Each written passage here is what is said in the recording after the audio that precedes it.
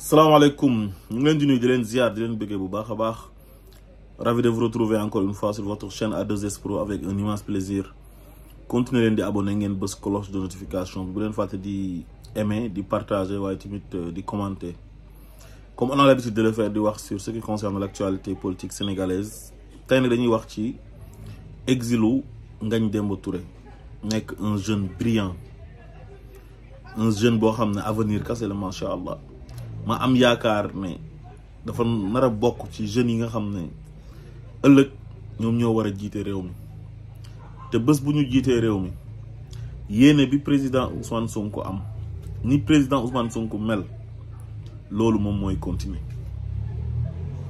kon Ngagne Demba Touré bi ma gisee image am bi sama ronko ñi dafa wadd ma xam ne Macky Sall mbonam gi amna fu mu commencé waye amul fu mu yem. Un président de la République qui est censé protéger sa jeunesse nga len di persécuter di len japp di tecc ci kasso yi di toroxal ba Ngagne Demba di exil nek xalé bu ndaw Sénégal soxla ko pour mu servir réewam 29 ans la am ci 29 ans yam yoy jang na ci macha allah alquran mokal alquran jang français am ci ay diplôme ba nek greffier am gëm-gëm ne réew mi dafa wara soppeku uteeg ay yenn ci bayam yo xamne tay ñu ngi au cœur du système ak ño xamne ay mamam lañ xoj réew mi téye ko def ben mafia ben lobby and ak Macky Sall ne réew mi du avancer ne ñom ño fi wara nek di séddoo réew mi jël ko def ko comme nak rendi tong ko séddoo ko seen biir di toroxal doomi aadama yi suba ngoon gu dégg ba cëkk Ngagne Demba nekk xale bu conscient bi mu gisee président Ousmane Sonko woote don de soi indi solution pour le Sénégal mu gis ci boppam en tant que xale nekk un militant engagé un militant actif éloquent pertinent macha allah day dajeeg ay moroomu baayam ci plateau yi ak ay moroomu magam ay moroomu maamam ni moroomu nijaayam di leen dammate ci xam-xam ci xale bu ndaw moo tax li olof di wax ne xel puso la xale da koy for mag da koy for waaye Sénégal am na mag ñu bon ñu fa nekk ñu yées ñoo xam ne lu leen dese ñu dee bariwut ñu téye réew mi ne réew mi du dem ba tax xale yu bari commencé di gàddaay am ñoo xam ne ñu ngi ci bitim réew bu ñu tegee seen tànk Sénégal ñu jàpp leen tëj leen ci kaso bi am ñoo xam ne ña nga Sénégal Macky Sall ak police am ak gendarmerie am ak justice am di leen persécuter di leen jàpp di leen tëj ci kaso yi de manière illégale de manière inhumaine am journaliste am yoo xamante ni ñoo koy légaliser di ko légitimer jëf yu bon yu muy def am ay soi-disant chefs religieux yoo xam ne dañuy mbubboo diine te gëmuñ dara ci diine ànd ak Macky Sall muy toroxal seen taalibe yi di toroxal seen ay doom xale yi réew mi tubaab nu mu fonkee doomam ñun Sénégal Macky Sall mii di toroxal suñu ay doom ñëpp noppi amul benn kilifa bu ñemee yëkkati sa kàddu wax xam naa ne Macky Sall lu ko yàlla may rëy na may ko woon Senghor may ko woon Abdou Diouf may ko woon Abdoulaye Wade benn doomi aadama lëmbee réew mi ku la neex jàpp tëj bu élection jotee ku la neex mooy bokk ku la neexul du ci bokk ku àndut ak yow gis-gis ci kaso ba lay nekk ci moment boobu yow sa ay nit yi nga àndal kenn ku ci nekk mu ngi def ay malversation yoo xamante ni tey bu réew mi nekkoon réewu yoon un vrai état de droit am une justice indépendante ñooñu tey ñu ngi ci kaso yi xoolal parti Pastef bu mu singali jàpp waa Pastef yépp tëj leen jël Ousmane Sonko tëj jaay doole dissoudre parti bi di def lu ko neex te kenn du ko wax dara bu tëddee nelaw ba yàndoor xam nga loolu Sénégal rek la mën a nekkee moo tax suñu nawle africain yi ñu wër ñëpp a ñu jéppi ndax ñàkk gëm suñu bopp ñàkk dëggu ñàkk jël suñu destin en main mais comment se fait-il benn doomi aadama mën a të benn peuple nga xam ne moom ay intérêt tey moom lay sàmm mais intérêt réew mi yoonam nekku ci tey ñu mu jàpp ñëpp tëj leen ci kaso yi tey ak ñu mu persécuté ba ñu exilé comme genre Ngagne Demba Toure yi nii mais ñooñu defuñ dara ils ont commis aucun crime aucun délit ñi mu jàpp ñëpp liberté d'expression la leen jàppee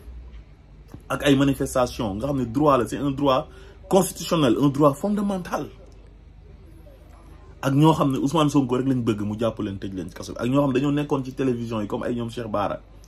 di wax lu baax ci Ousmane Sonko ñàkk a déggoo ak Macky Sall te ñu ne réew mi démocratie la loolu moo tax tey ñu yóbbu leen ñuy grève de la faim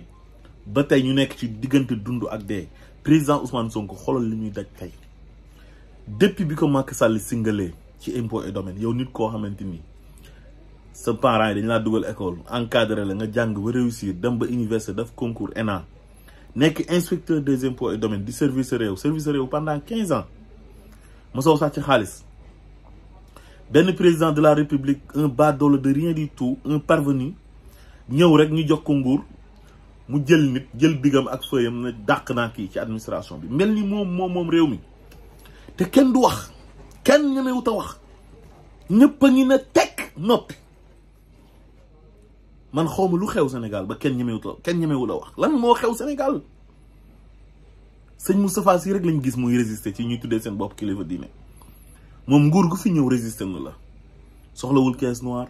soxlawul xaritoog ñoom dëgg rek ànd ak peuple bi waaye ana suñu sëriñ si laa leen di laaj seen doom yi ñu ngi leen jàpp di tëj ci kaso yi Macky Sall mu ngi jël ay doomam làq ak ay militants yam dañ fiy def menace de mort ay nit ay militants yam dañ fiy def appel au meurtre ay militants yam dañ fiy def détournement de deniers publics ay militants yam ak ay partisans yam dañ fiy def trafic de faux billets ay militants yam def nañ fi façon crime bu nekk am na ay nervis yu ñu recruter ñu jël ay nit di leen rey te mujjul fenn jox leen ay armes dugal leen ci biir police ak gendarmerie loolu yëpp mu mel ni tey amul benn kilifa bu am fit wala am courage génn wax ne lu tax lii di am te yonent bi sallallahu alayhi wa sallam li mu leen sant mooy man raa minkum munkaran fal yughayyiru bi yadi fa in lam tastati' fa bi lisaani fa in lam tastati' fa bi qalbi zalika adfa'ul iman loolu la leen yonent bi sallallahu alayhi wa sallam sant parce que yonent bi def na al ulama warasatul anbiya boroom xam-xam yi ñoo doon yonent yi dafa am benn yonent bu ñuy wax yonent yàlla daawuda yàlla daf ko waxoon na ko yaa daawudu inna ja'alnaaka xalifatun fil ardi fahkum bayna annaasi bil haqqi wala tattabi' al hawa fa yudillaka an sabilillah dama la def sama xalifa ci kaw suuf ngir ngay àtte dëgg ci diggante nit ñi bul topp sa bànneexu bakkan te nga dellu ci yoonu yàlla loolu moom mooy rôle bi ba pare yonent bi tamit da leen a sant na leen unzur axaaka zaliman aw mazluman dimbalal sa mbokk buñ ko tooñee ak bu tooñee loolu mooy mbir mi loolu leen yàlla sant yonent bi sant leen ko ba pare yàlla santaat leen ci alquran na la wa taawanu ala al birri wa taqwa wala taawanu ala al ismi wal udwan ànd leen ci ragal yàlla ak dimbalante waaye bu leen ànd mukk ci tooñ ak bàkkaar te man Macky Sall képp kuy ànd ak moom yaa ngi ànd ak moom ci tooñ ak bàkkaar parce que Macky Sall tooñ rek lay def faalewul nit bëgg-bëggam rek moo ko neex moom daal li mu bëgg loolu mooy am parce que moo yore doole état ku àndut ak moom Macky Sall da lay fagaagal xam nga loolu métti na dafa jéggi dayoo yonent yi bu ñu fi nekkee injustice lañ doon xeex mais injustice bu nekk Sénégal dafa jéggi dayoo c'est flagrant c'est une injustice notoire boo xam ne lii masta am Sénégal Senghor daan na jàpp nit ñi di tëj mais façon bi koy Macky Sall di defee nii ak ci 2023 bi moo nekk gàcce Abdou Diouf daan na ko def mais àggul woon fii Ablaye Wade moom wax dëgg yàlla il était un démocrate donte lu mu yàq ci réew mi bari na façon bii Macky di gouverner nii ci moom la ko gisee mais kii dakaa gën a bon gën ko yées parce que au moins Ablaye Wade am na lu mu doon jomb ak lu mu doon ruus amoon na benn probité morale jomb Macky Sall mii ñëw di naxante di yoot ba jot ci réew mi ñu jox ko réew mi rek Macky Sall mel ni waa réew mi dañ ko rayal taawam mel ni moom métit yu mu dund si enfance am yépp daf ko war a fayu tey ci Sénégalais yi jël doole jox ko ba pare mu am ay complice xoolal tey boo demee Côte d'Ivoire ba gis Alpha Blondy taxawaay bi mu am ci Afrique di défendre Afrique di défendre démocratie di défendre état de droit di défendre bonne gouvernance xoolal guerre bi nga xam ne moom la CEDEAO bëgg a taal Niger pour protéger France ay intérêt France Alpha Blondy wax na ci yëkkati kàddoom. mais ana Youssou Ndour doo ko dégg mukk. Youssou Ndour ay xale yu ko bëgg tey yëpp ñu ngi ci kaso bi ñoo xam ne dañ ko doon dimbale di dem ay soirée am di ko may xaalis di jënd ay kasetam di ko may xaalis di seetaan télévision yam ñii di fa yóbbu ay publicité ñii di def ay insertion publicitaire ci ci journalam bi ak rajoom bi. Youssou Ndour nekk artiste bu mag boo xam ne Sénégal moo tax mu mel ni mu mel tey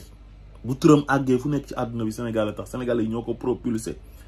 mu ànd ak koo xam ne day noot Sénégalais yi ngir intérêt personnel am waaye du intérêt Sénégal. Macky Sall ñu muy toroxal ñëpp maanaam amul benn menace bu ñuy menacé maanaam stabilité wu Sénégal mais moom li mu bëgg la ko nit ñi xañ ànduñ ceeg moom. mu ne leen comme nag àndu leen ak man ci li ma bëgg mooy éterniser wu au pouvoir yéen ñëpp dinaa leen toroxal ci doole état dem lëkkaloog ay juges yoo xamante ni ay bandi lañ comme moom ay voyous ñi def ce qu'on appelle du banditisme judiciaire dem jël ay ñoom Ismaïla Madior Fall yóbbu leen ministère de la justice li ñu jàngoon yëpp ak li ñu doon jàngal seen étudiants yi ci faculté des droits bu université Cheikh Anta Diop bu Dakar mu jël sànni fële ci mbarit ma ndax bànneexu ba kanam jël Antoine Diome façon mbonte gu nekk Antoine Diome nekkee ko ci dëkk bi di créer ay attentats yeeg di jiiñ nit ñi ay terroristes bëgg a gëmloo Sénégalais yi ne ay terroristes ñoo nekk ci réew mi te loolu yëpp li ko waral seen mbonte gi yëpp li ko waral mooy ñoom nee nañ ñoom ñoo bëgg a nekk ci pouvoir bi keneen du fi nekkee président ku dul ñoom. Sénégalais yi gis Ousmane Sonko bëgg ko ñu wañ loxo Sénégalais yi ñu éliminer Ousmane Sonko par force ne dinañ ko éliminer par force maanaam yéen Sénégalais yéen ñi ëpp si yéen li ngeen bëgg du fi amee mais ñun lu ñu bëgg ñun groupe bu ndaw bi ñun mafia bi loolu moom mooy am. xam ngeen ne loolu métti na loolu dafa métti ba jéggi dayoo. Ngagne Demba Touré mais amul beneen solution bu dul dem parce que tey moromam yëpp jàpp nañ leen waa Pastef yëpp jàpp nañ leen jàpp nañ Bassirou Diomaye Faye jàpp ay ñoom El Malick ba ci Jamil Sané maire Parcelles ay Maïmouna Dièye mais ñooñu lan lañ def parce que Ousmane Sonko lañ àndal léegi fu mu nekk nii maire yi Yewwi Askan Wi nga xam ne Pastef lañ bokk yëpp la bëgg a jàpp tëj leen nga xam ne Pastef dootul amati sax maire maanaam seen député yi sax bu ñu leen mënoon a jàpp ñëpp la ñuy jàpp maanaam dafa bëgg a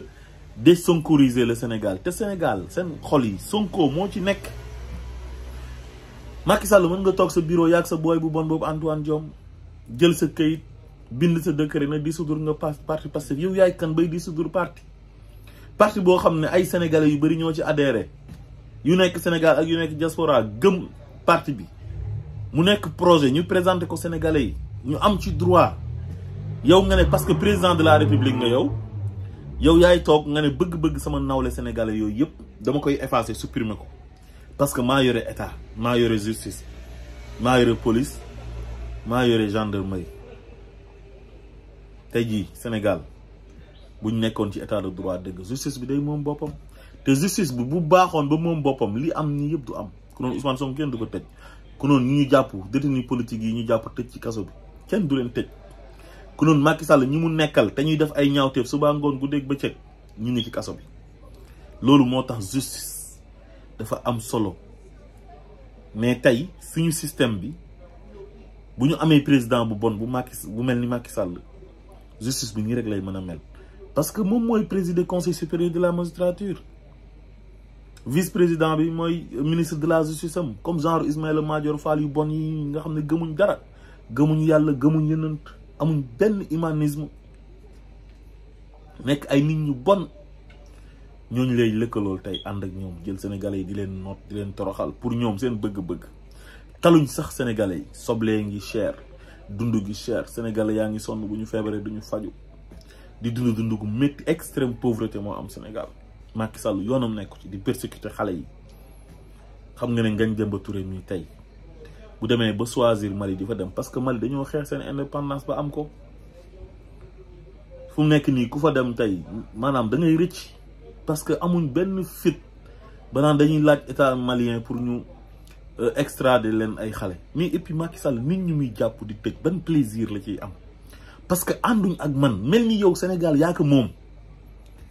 mais nit bala nga xaar tëj kaso kooku dafa war a fekk mu def lu tax ñu war ko tëj kaso dafay def benn délit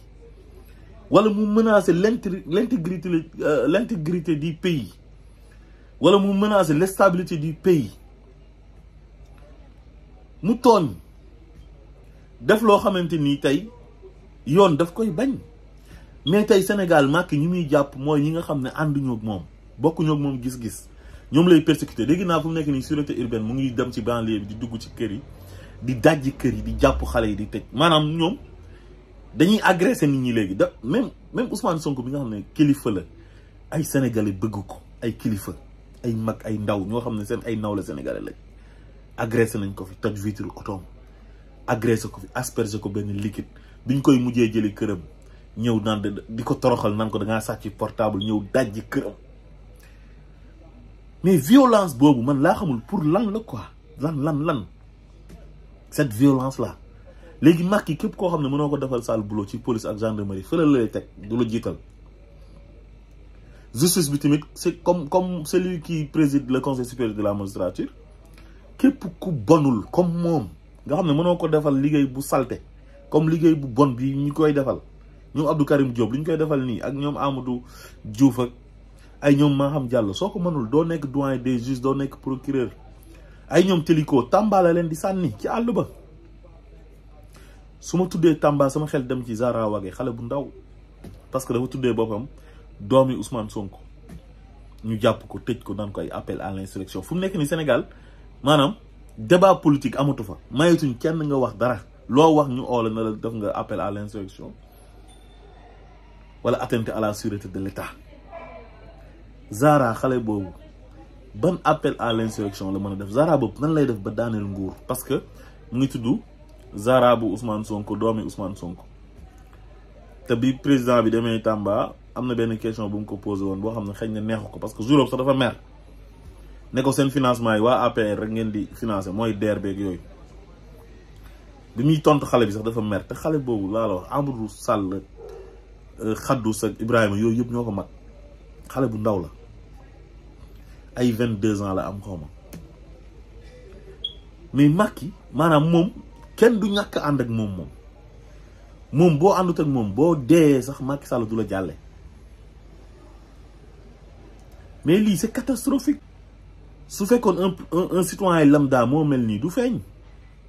boo xam ne amul yenn pouvoir yi xam nga mu tane mais koo xam ne yow président de la république nga ba pare nga yées gi bon gii nii yow sa àdduna yëpp kaso tëj doomi jàmbur yi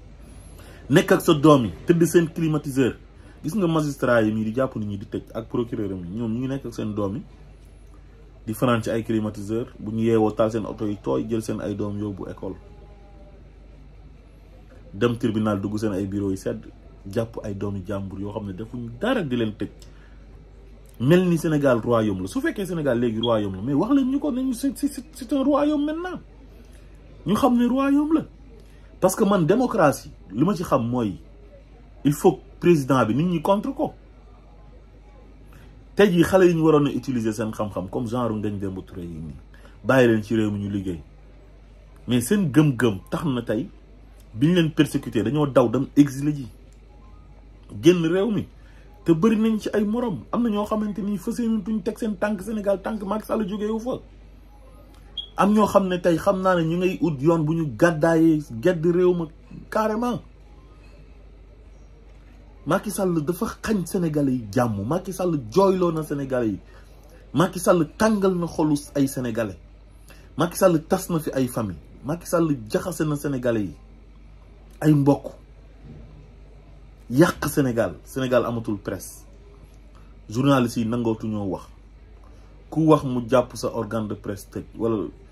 mu jàpp la tëj la ci kaso bi napp ñëpp kenn joxeetul information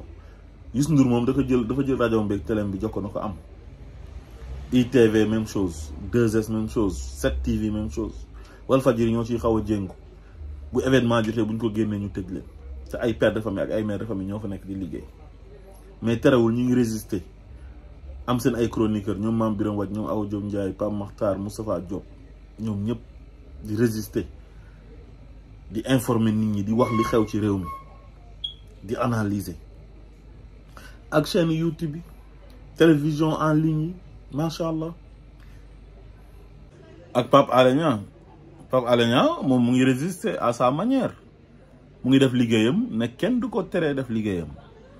heure buñ ko jàppee mu def grève de la faim ba dem réanimation mu jaral ko mu ñàkk bakkanam daf ko koy jaral nee na bakkanam la ciy teg pour ñu bàyyi ko mu am liberté su ko defee ñu libéré ko mu continuer di defaat liggéeyam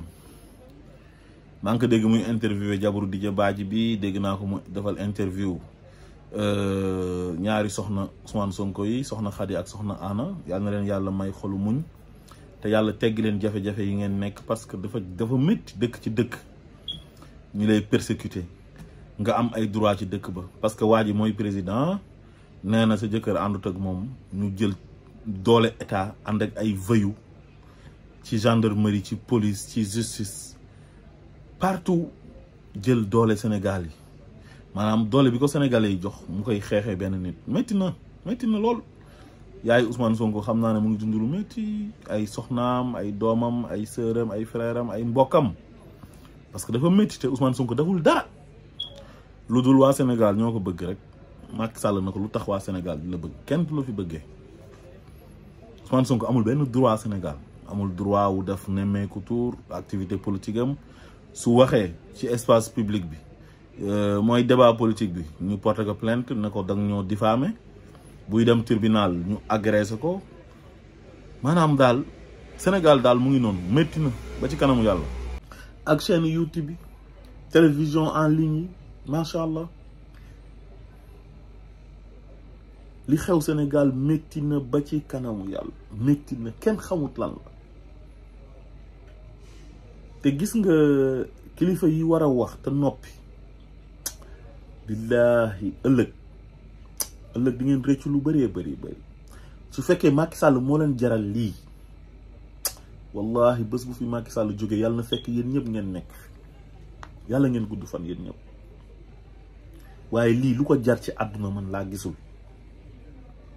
xam nga yàlla dafa wax ci alquran ne wala tashtaru bi ayati samanan xalilan ci suratu Baqara mu dem ba ci taw ba mu ne ishtaraw bi ayatillahi samanan xalilan am na ñoo xam ne foofu la jaar ak ñoom dañoo weccee aaya yàlla yi ak njëg gu oyof am ñoo xam ne complexe la ñu am parce que kii mooy président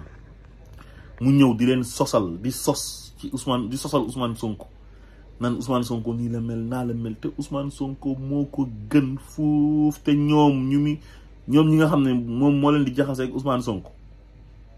billahi ñoo gën a xam ne Ousmane Sonko moo gën Macky Sall ñoo gën a xam ne Ousmane Sonko moo gën a baax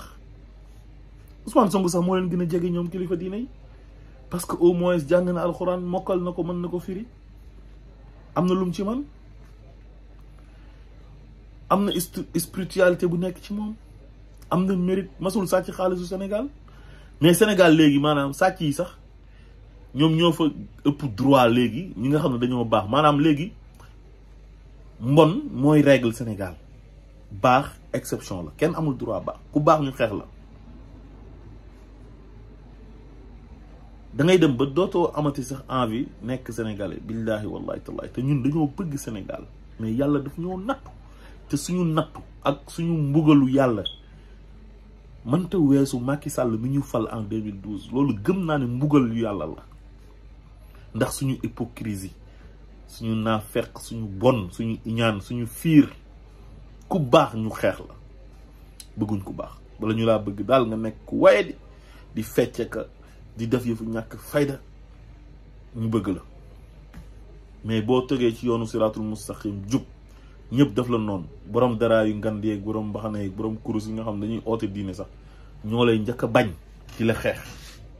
loolu c'est catastrophique doy na waar kon Ngagne Demba Touré ñu ngi lay ñaanal yàlla fi nga jublu yàlla na fa yiw yàlla jublu balaa yàgg yàlla na fi yàlla jëlee Macky Sall ak mbooleem ñi koy jàppale yàlla alag leen toroxal leen ba suñu réew ñu mën ko jël teg ko ci loxo le président Ousmane Sonko yéen ñëpp ngeen dellu si liggéeyal réew mi jëm kanam rupture am changement am soxlaatuñu alternance mais alternative lañu soxla Sénégal dafa war a dem yoonam te il est temps xale yaa ngi fi compétence baa ngi fi mais ay magu xobi daasu 90 ans ak 95 ans ñoo fi nekk téye réew mi ne réew mi duñ ko bàyyee xale yi. yow su fekkee xaalis wala alal ngeen di daw am na si ñoo xam ne mënatuñoo dund sax 5 ans ba pare iñaanee ndaw ñi lii jéggi na dayoo. asalaamaaleykum wa rahmatullah.